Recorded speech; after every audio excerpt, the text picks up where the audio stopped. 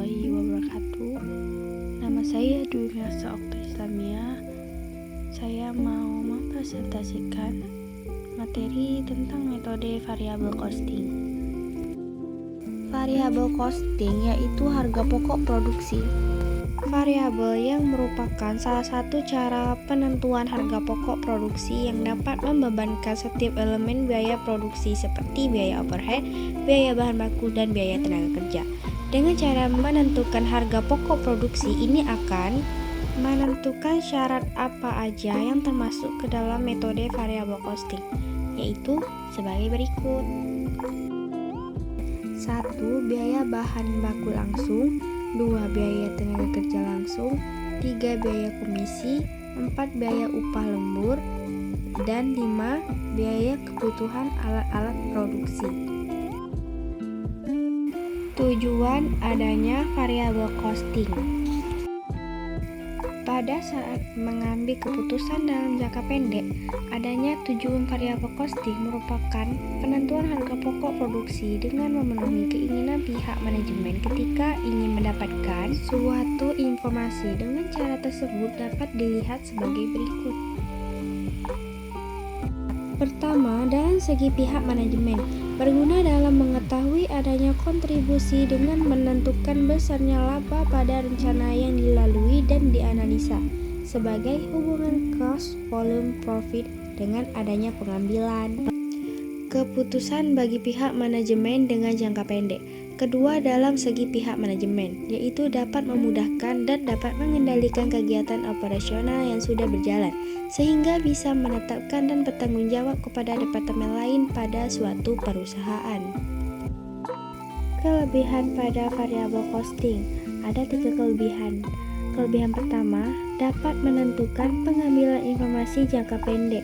Adanya pihak manajemen dengan menggunakan variabel costing dapat menentukan pengambilan keputusan dengan jangka pendek. Contoh, ketika penerima pesanan khusus dari pelanggan bisa ditentukan harga jualnya.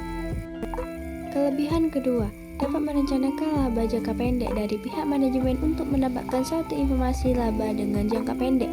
Mengenai laba, sebaiknya dilakukan perhitungan biaya yang dipisahkan sesuai dengan perilaku dan perubahan volume produksi. Kelebihan ketiga, dapat mengendalikan biaya dengan adanya pihak manajemen. Sebaiknya sudah mengetahui biaya tetap dari informasi laporan laba rugi, sehingga pihak manajemen fokus terhadap pengendalian biaya tetap. Kekurangan pada variabel costing. Sesudah membahas kelebihan yang sudah disebutkan di atas, simak berikut ini adanya kekurangan variabel costing bagi pihak manajemen berikut ini. 1. Biasanya dalam menerapkannya akan sangat kesulitan dalam membagi elemen antara biaya variabel dengan biaya tetap. 2. Biasanya dalam membagi sifat elemen biaya variabel dan biaya tetap akan terasa sulit dilakukan pada variabel costing dalam menentukan biaya.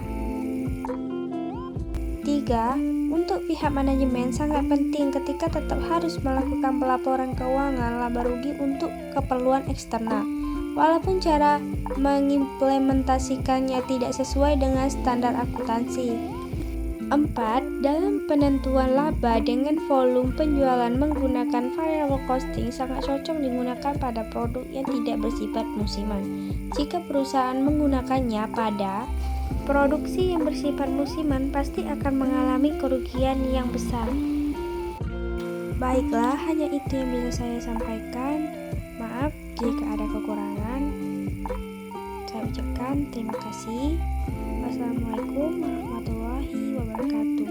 Dan juga terima kasih dari Uri Namja Cinggu BTS.